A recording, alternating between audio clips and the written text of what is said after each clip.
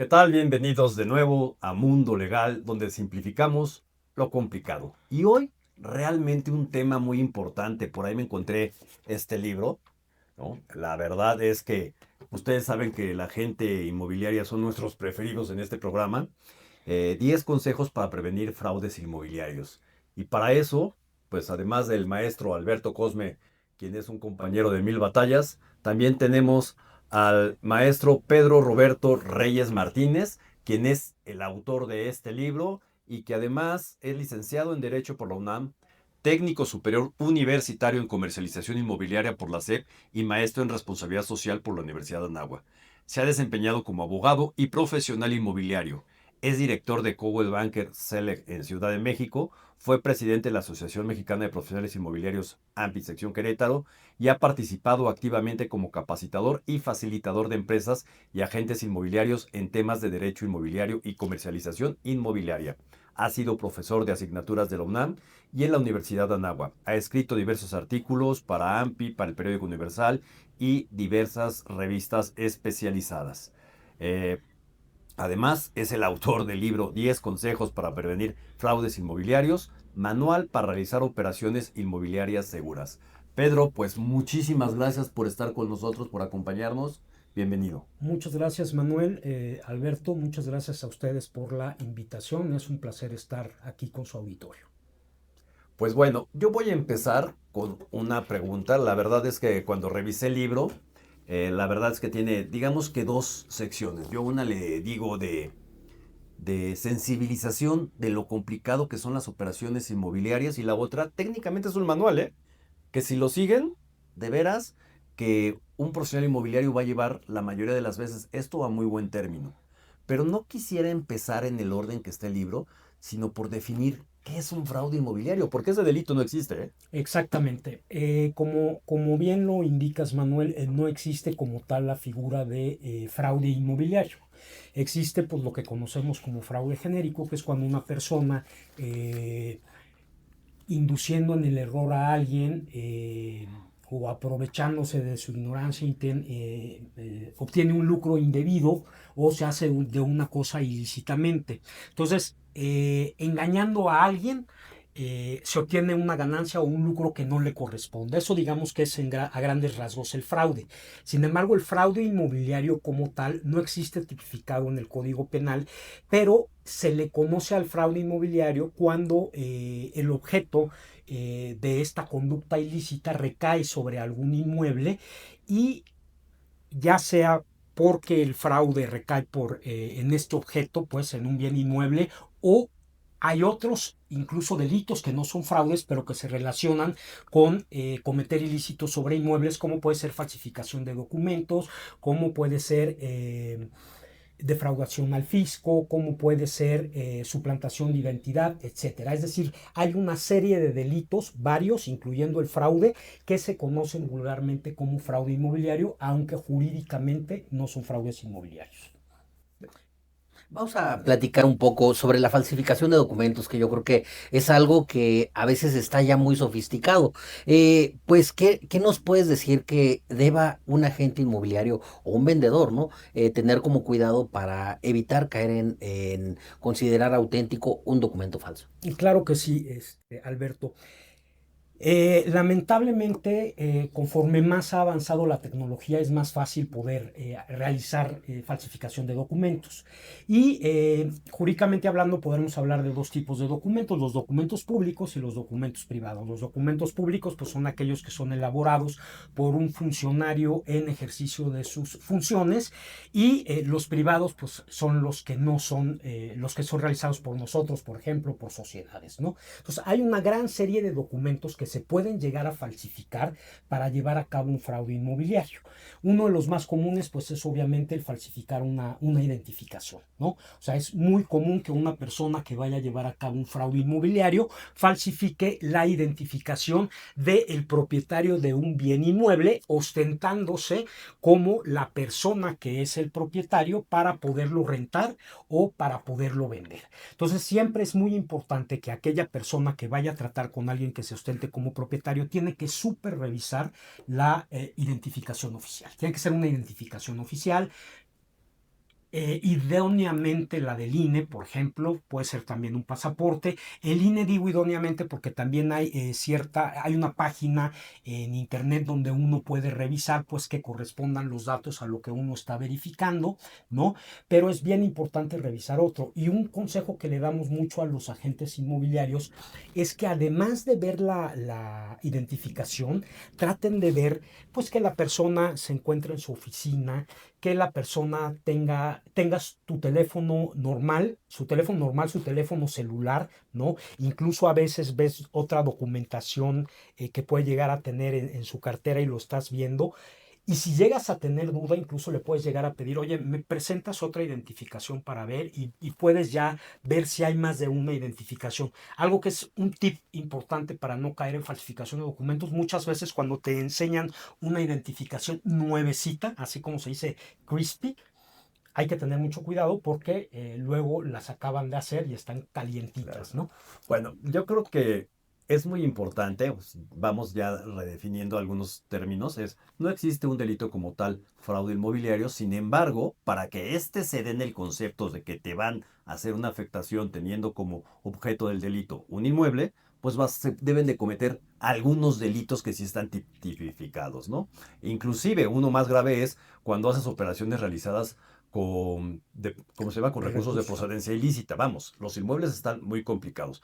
Pero la verdad es que aquí en tu libro traes un consejo que dice, quien bien identifica es un buen identificador. No me acuerdo si así Exactamente, decía. es uno de los consejos. Si bien la tecnología ha avanzado mucho para la falsificación de documentos, lo es también cierto cuando tienes un profesional inmobiliario que te está acompañando o conoces, que también ya hay muchos elementos tecnológicos para poder identificar claramente un documento falso. Vamos, cualquiera, la gente que se dedica bien a esto sabe cómo identificar si un INE está dentro de un padrón específico de identificaciones reportadas como fraudulentas o como réplicas o como inexistentes, ¿no? Si Muchos está documentos vigente, si está registrado. que llegan al extremo de copiar sitios web, ¿eh? Yo he visto que con todo y código QR, lees el código QR y te lleva a un sitio que tú crees que ya sea es del registro civil, que ya sea es de la Secretaría de Relaciones Exteriores, o sea, sí es complicado, pero hay elementos cuando quien revisa la identidad de las personas sabe cómo hacerlo, ¿no? Exactamente. Ahora, voy a regresar, como les dije, este libro se va en dos vertientes y la primera es, yo le llamo un manual para inmobiliarios. Por más que el libro es muy claro, no le sugiero jamás que una persona directamente lleve a cabo la operación. Es muy complejo, ¿eh? Eh, y como manual que inmobiliarios, tú das varios puntos, un cronograma de qué deben ir a hacer punto por punto por punto. Y para el vendedor, lo primero que dices es, decídete a vender. Es muy simple, pero Sí, claro, bueno, eso es importantísimo y regresando un poquito a lo que bien estabas comentando respecto al libro, el libro está destinado para que una persona que vaya a realizar una operación inmobiliaria a manera de manual sepa cómo hacerlo para que no le vayan a hacer un fraude inmobiliario, ¿no? Pero como tú dices, o sea, el mismo libro lo dice, ¿no? Si tú conoces de derecho, si tú conoces de economía, si tú conoces de administración, si tú conoces de mercadotecnia y si tú conoces de publicidad, pues adelante vas a poder realizar tu operación fiscal, te inmobiliaria. faltó fiscal.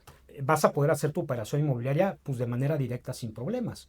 Pero si no conoces todo eso y no eres un experto en todo eso, que realmente la mayoría de la gente no lo somos, pues acude con un verdadero profesional inmobiliario que te pueda ayudar en todas estas materias para poder sacar adelante tu operación y que no te vaya a poner en riesgo ni a tu persona ni a tu patrimonio, ¿no?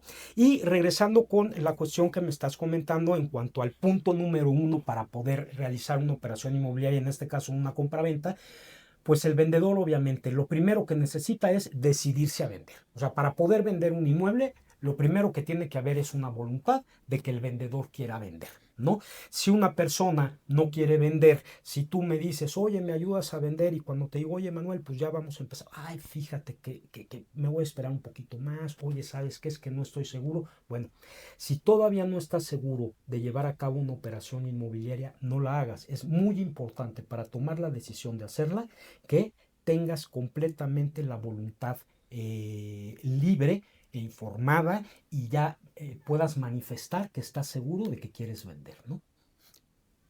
Revisión de documentos. Exactamente. ¿Qué es lo que, digo, contratamos a lo mejor a un profesional inmobiliario con esa idea de que no sabemos qué se le tiene que revisar o qué es lo que tenemos que integrar? ¿Qué sería lo primero que considerarías o lo más importante para revisar un expediente inmobiliario para una compraventa? Pues bueno, para llevar a cabo una compraventa inmobiliaria, eh, uno de los documentos más importantes es el título de propiedad, ¿no? El título de propiedad, que en nuestro país o en México generalmente el título de propiedad es la escritura pública. Puede haber otros títulos de propiedad que no son escritura pública, como puede ser una sentencia a lo mejor de prescripción positiva, pero en términos generales, ese ya sería un caso especial, el título de propiedad va a ser la escritura pública, ¿no? ¿Y por qué el título de propiedad es la escritura pública? Porque la ley y el sistema jurídico mexicano considera que el notario es un perito en derecho y es una persona que tiene una alta probidad y por eso le deja hacer las escrituras públicas, que ante él se consignan los actos en donde se transmite la propiedad de bienes inmuebles. Entonces, el documento primordial para revisar es el título de propiedad, para poder revisar que el propietario o la persona que se ostenta como propietario es el propietario o titular del inmueble. Pedro, yo sé que todo aquí está englobado, pero te tengo que interrumpir. La mayoría de la gente no le gusta o no le gusta soltar documentos como si esto realmente estuviera comprometiendo realmente su propiedad y es pues porque no conocen que al final la mayoría de esos documentos son públicos y la propiedad no está comprometida hasta que no están sentados frente a un notario público y firman. Eh, Y pues el que va a vender su propiedad necesita tener toda la radiografía para saber que lo está haciendo de manera adecuada, ¿no? ¿Tú qué les dirías al respecto? ¿Suelten, no suelten documentos? ¿Cómo soltar esos documentos? ¿A quién? Ok, lo que comentas es muy importante. Lamentablemente vivimos en una época muy complicada en el país, una época en la que los fraudes inmobiliarios van aumentando poco a poco ¿Ah, sí? y cada vez son más. No solamente en Ciudad de México, sino en toda la República Mexicana. Entonces, obviamente la gente está asustada, pues, de prestar documentos, ¿no?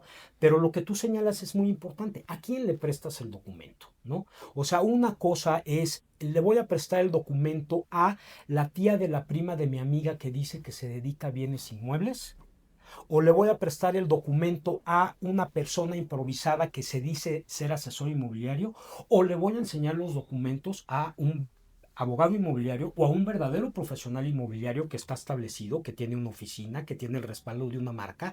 Es decir, hay de personas que se dedican a llevar a cabo operaciones inmobiliarias a personas que se dedican a llevar a cabo operaciones inmobiliarias. Entonces es bien importante que el propietario tenga la seguridad de la persona con la que acude para que pueda tener confianza de prestarle el documento. Uno. Dos, se le comenta a la persona, oye, vamos a firmar un contrato de confidencialidad para que sepas que yo estoy comprometido y toda la información que voy a revisar acerca del inmueble es una información que yo no la puedo pasar a terceros y que estoy obligado a reservarla. Y tres, como bien lo comentas, Manuel, esta información está disponible en archivos públicos. Si uno va al registro público de la propiedad, como su nombre lo dice, el registro público de la propiedad es público. Yo puedo ir al registro público de la propiedad, investigar cualquier inmueble que se encuentre registrado y revisar a nombre de quién se encuentra, por medio de qué escritura encontró y los datos de esa operación. Entonces tampoco es como que no se pueda llegar a tener acceso a esos documentos. Entonces es muy importante sensibilizar a las personas para decirles, si vas a hacer una operación inmobiliaria, déjame ayudarte para que puedas tener la certeza de que la vas a realizar de una manera correcta, y el primer paso para poderte ayudar es poder revisar que tu título de propiedad se encuentre adecuadamente otorgado, ¿no? Porque luego hay propietarios que se sienten muy seguros de que pueden realizar la operación inmobiliaria y si no se realizó la revisión de un título de propiedad, lamentablemente ya cuando se firma un contrato y están con el notario, pues resulta que el notario les dice va para atrás porque hay un problema aquí, hay un problema allá. Entonces es importantísimo poder revisar el título de propiedad. Yo creo que desde ahí pueden identificar plenamente a un profesional inmobiliario profesional.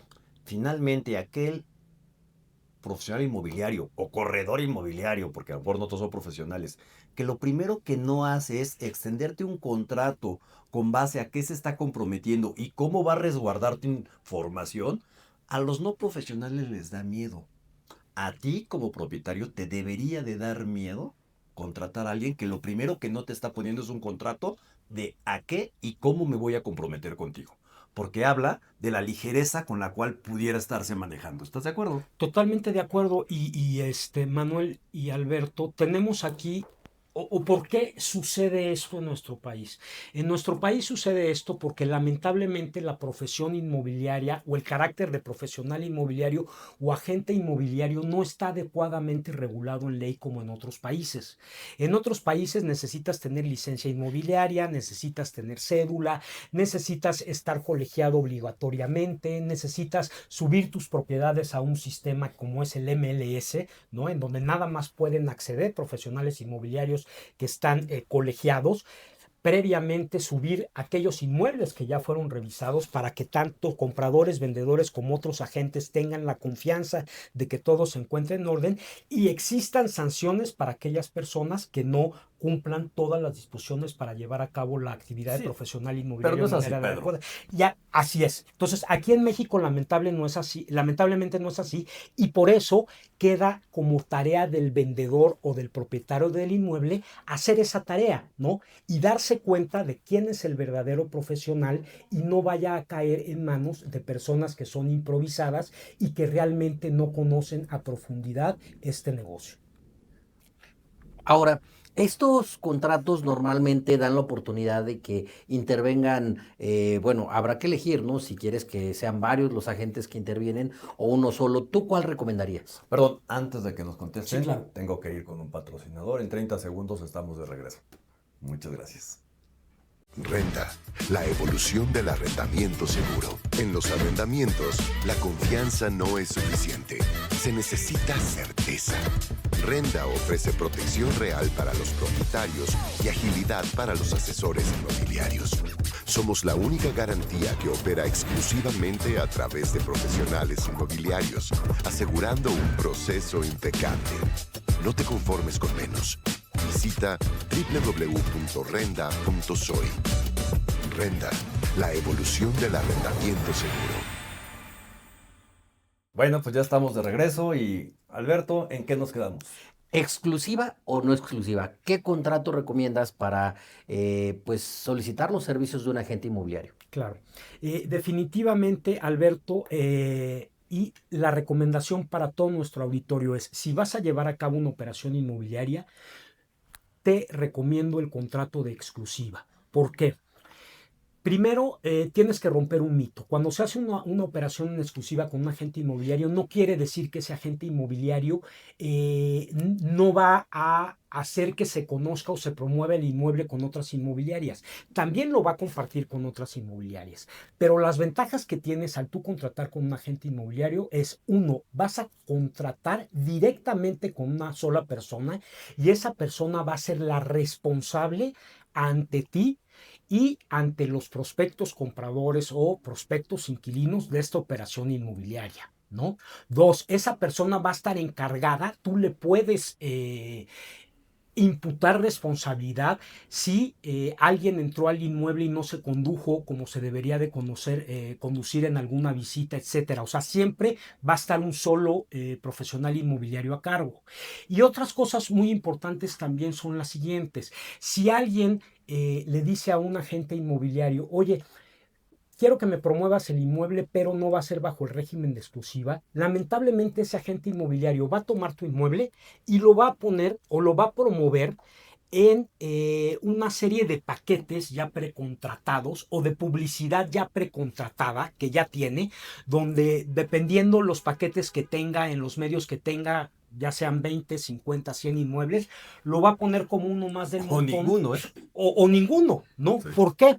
porque esto es un negocio. Entonces, si no es exclusiva, el profesional inmobiliario no tiene la certeza de que va a participar económicamente en la venta de ese inmueble o en la renta, ¿no? Entonces, ¿para qué le invierte publicidad? Y lo va dejando ahí. En cambio, cuando es un régimen en exclusiva, como es un negocio y somos empresarios, pues ahí sí, voy a invertirle en publicidad, voy a invertirle en tiempo, voy a invertirle en esfuerzo, porque sé que eventualmente voy a tener una retribución económica por esa operación al haberla firmado como exclusiva, ya sea que tenga el 100% de la comisión por llevar la operación tanto de ambas partes, comprador y vendedor o propietario arrendatario, por parte del inmobiliario que está tratando como exclusiva, o si la hago compartida con otro colega, bueno, de todas maneras voy a participar, ¿no? Entonces recupero mi inversión y tengo una ganancia.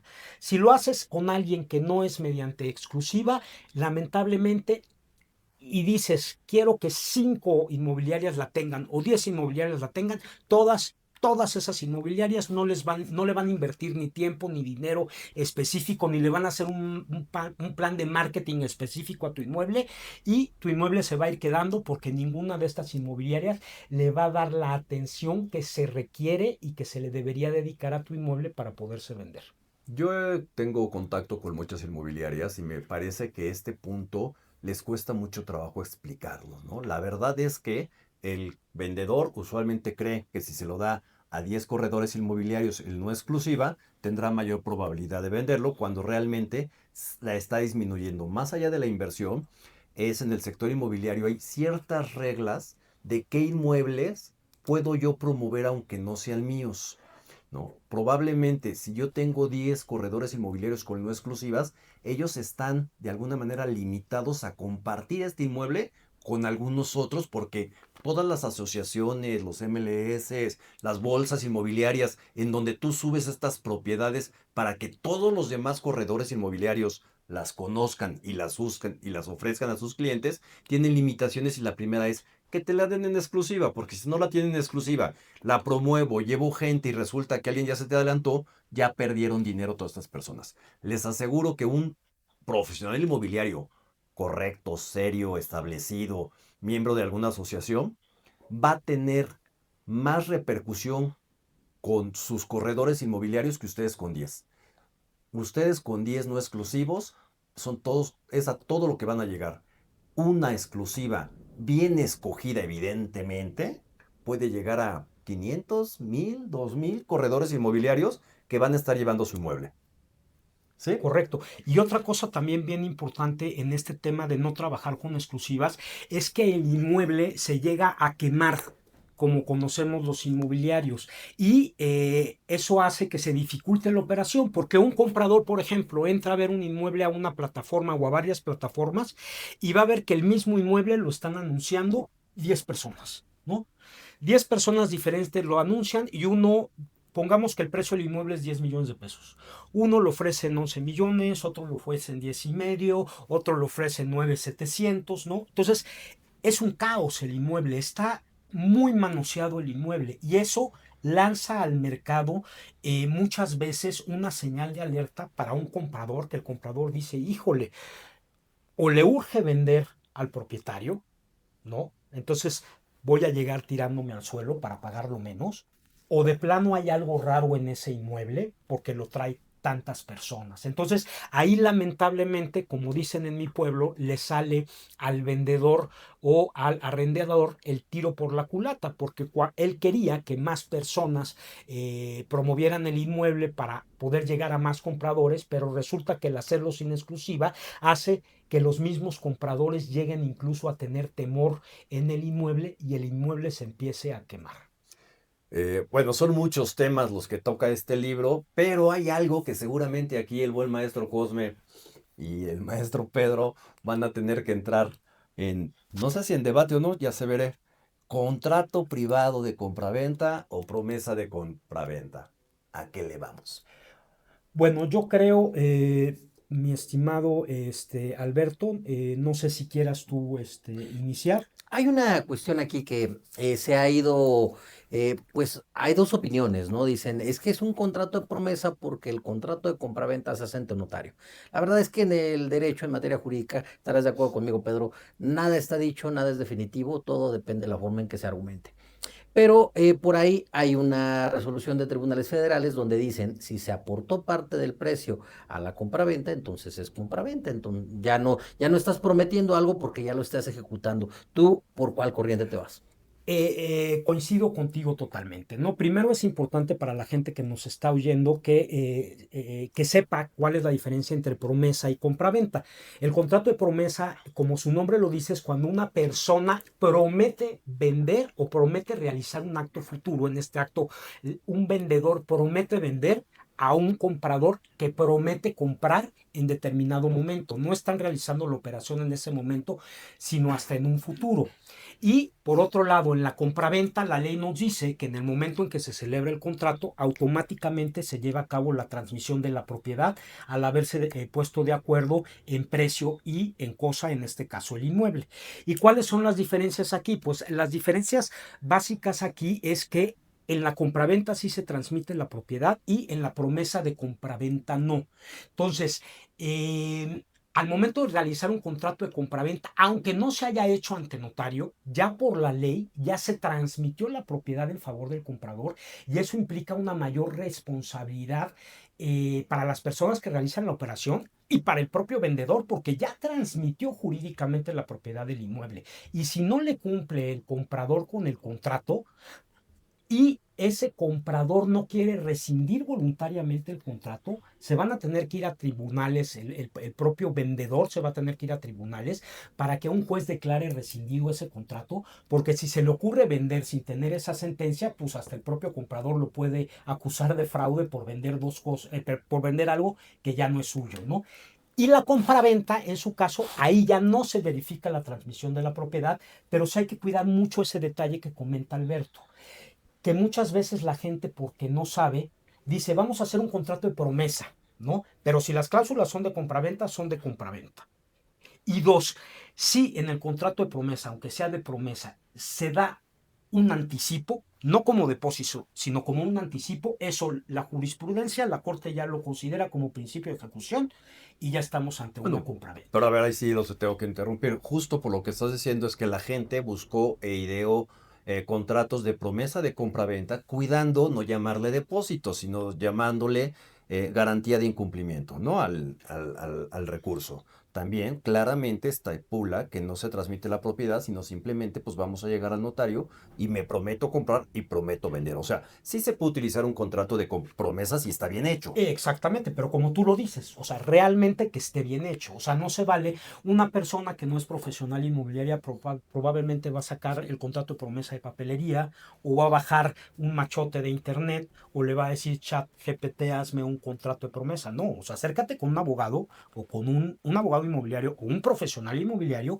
que realmente te dé la tranquilidad de que estás firmando un adecuado contrato de promesa de compraventa con un depósito en garantía para que no se considere como compraventa y estés más protegido, ¿no? Pues listo. Pasamos a Algo, otro tema. A ver. algo ahí creo que es muy importante. Siempre que tengamos un contrato, por eso, como decía Pedro, es muy importante que lo redacte un abogado o un profesional, es porque lo último que queremos es que nuestro contrato pare en un juzgado y sea el juez el que diga, yo entendí que quisiste decir esto, ahí es donde cambian las cosas y ahí es donde se pierden los juicios.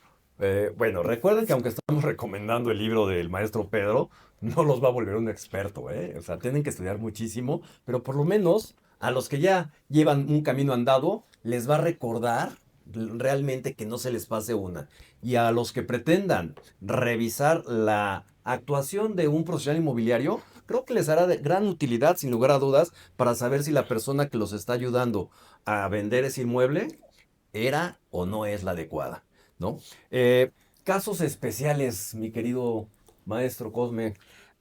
Yo creo que más o menos de lo que nos encontramos, ¿no? En la vida diaria, y algunas estadísticas lo respaldan, 2/3 partes de los inmuebles tienen alguna irregularidad. A veces va desde diferencias en la superficie, una de las más comunes y que explotó, ¿no? A raíz de la pandemia que vivimos, el fallecimiento, las sucesiones no iniciadas o inconclusas. ¿Cómo resolvemos eso, Pedro?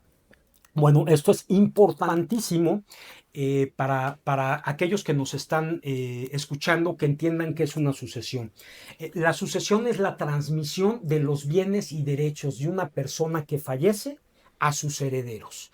¿Y quiénes serán sus herederos? Los herederos serán aquellos que la persona haya designado en su testamento, si es que hizo testamento, o a falta de testamento, lo que la ley supone o indica que a quien le hubiera dejado, que en ese caso es la sucesión legítima y la ley designa a los herederos. Entonces, cuando hay una propiedad y resulta que el título de propiedad estaba a nombre de una persona que ya falleció, hay que tener muchísimo cuidado porque se debe de llevar a cabo un procedimiento sucesorio. Y este procedimiento sucesorio puede ser testamentario o intestamentario, si es que hay testamento, ¿no? Y puede ser judicial o puede ser extrajudicial. Judicial en un juzgado o extrajudicial ante un notario. Pero si no se hace ese procedimiento, no vayan a realizar esa operación jurídica ni si eres vendedor ni si eres comprador. Porque si eres vendedor resulta que tú te ostentas como el heredero y resulta que al momento en que se hace esta tramitación, pues resulta que no, que tu papá antes de morir pues hizo un nuevo testamento y le dejó todo a la vecina en vez a ti que era su hijo, ¿no? O resulta que tú eres un comprador y hiciste el trato con tu vecino de toda la vida que te constaba que su papá era el que murió y él era su único hijo, pero resulta que ese señor también cuando falleció le hizo el contrato también, hizo su testamento también a esa vecina cuando el que te vendió es el hijo. Y entonces podemos tener muchísimos problemas. Ahí es bien importante acercarse con un profesional inmobiliario, ya sea un abogado inmobiliario, ya sea un notario, para poder ver cómo se tiene que tramitar la sucesión y no caer en estos problemas. Pues en sí mismo ese caso especial es todo un tratado, ¿no? Pero bueno, ojo, primer caso especial cuando el propietario falleció. Otro caso, mi querido Alberto. Inmuebles de menores. De repente suele haber la creencia, ¿no? De que, pues, no importa, los papás son representantes, eso, digo, como se los comentaba, ¿no? En el derecho nada está escrito y aquí tampoco. Los papás son los representantes del menor, el inmueble está a nombre del menor. ¿Qué pasa? ¿Podemos vender? Pues ese es un gran caso y que me ha tocado 2 o 3 veces en mi trayectoria profesional, que llegan las personas ya a querer hacer la operación inmobiliaria, incluso ya hasta con un contrato de compraventa firmado, y cuando uno ve el contrato, pues resulta que firman los papás a nombre de los niños, porque los papás piensan que son representantes de los menores. Y efectivamente, los padres pueden ejercer la patria potestad sobre los menores, que esto implica que van a representar a los menores, pero tienen una limitación. La ley para proteger a los menores le prohíbe a quienes ejercen la patria potestad, en este caso a los padres, que puedan vender bienes inmuebles que se encuentren a nombre de los hijos. Está prohibido. Bueno, salvo algunas Exactamente. excepciones. Está prohibido, salvo, Sí. como tú bien dices, salvo que haya una autorización judicial y que el juez lo autorice porque esta venta es de absoluta necesidad para el menor, es decir, se tiene que vender, se tiene que acreditar en juicio, por ejemplo, que el menor, tocamos madera, tiene una enfermedad muy grave y se necesita vender el inmueble para pagar sus medicinas o un tratamiento, o dos, de evidente beneficio para el menor, ¿no? O sea, se le acredita al juez, oye, si se vende este inmueble, voy a poder invertir en un inmueble que es que ahorita está en una ganga y es más adecuado y le va a producir al menor. Entonces ahí sí, mediante licencia judicial, el juez puede autorizar la venta del menor. Pero si no se ha hecho ese juicio, un bien que está a nombre de menores no se puede vender por los padres. Y como bien lo dices, ¿no? Es un juicio que en su momento va a llevar una demanda, una prueba, una sentencia, que a lo mejor no te dan la razón. Entonces, el arriesgarse a firmar un contrato en estos términos podría ser algo muy peligroso. Sí, claro, puede ser muy peligroso, como bien lo indica Alberto, porque normalmente cuando uno firma un contrato de compraventa, se estipula en el mismo contrato una pena convencional, que es un castigo por si alguna de las partes, ya sea compradora o vendedora, incumplen el contrato, ¿no? Entonces, si resulta que el vendedor no puede cumplir con el contrato, los padres, porque no podían vender por no tener la licencia judicial, pues les van a imputar esta pena convencional y aparte hasta podrían tener ahí una presión de tipo penal Sí. porque dispusieron de algo de lo que no podían disponer, ¿no? Otro caso especial son los remates judiciales, lo cual no vamos a conversar. Es un tema que recientemente ya platicamos, pero es importante. Remates judiciales es otro caso especial que sí lo toca el libro. Tierras ejidales, mi querido Pedro. Sí, las tierras ejidales es muy importante este caso. A lo mejor nosotros estamos aquí ahorita en oficinas ubicadas y nosotros nos desarrollamos principalmente en Ciudad de México. En Ciudad de México pues ya no hay tanta tierra ejidal, ¿Cómo salvo no? sus excepciones. Vete para Tláhuac, Bueno, Tlalpan, salvo sus excepciones, ¿no? Sí. Pero a diferencia de otros lugares de la República Mexicana, todavía hay muchísima tierra ejidal. ¿Y cuál es la situación de la tierra ejidal? La situación de la tierra ejidal es que cuando un inmueble se encuentra en régimen ejidal, ese inmueble no está en propiedad privada, es un régimen específico que se llama propiedad ejidal que le pertenece al ejido o a la comunidad. Es más, ni siquiera los ejidatarios o los comuneros tienen derecho de propiedad sobre la parcela o sobre determinado pedazo de tierra. Tienen nada más derechos posesorios sobre esos pedazos de tierra porque la propiedad le pertenece a los ejidos. Entonces, es bien importante, por eso cuando comentábamos con Manuel hace rato de revisar el título de propiedad, si tú pides un título de propiedad y te enseñan un certificado de derechos parcelarios, pues ya sabes la entrada que eso ya no es propiedad privada y que no se puede comprar ese inmueble como propiedad privada. Bueno, pero sí se puede comercializar con sus asegúnes, ¿no? Al fin, y es un gran negocio. Puedes adquirir derechos parcelarios, Sí.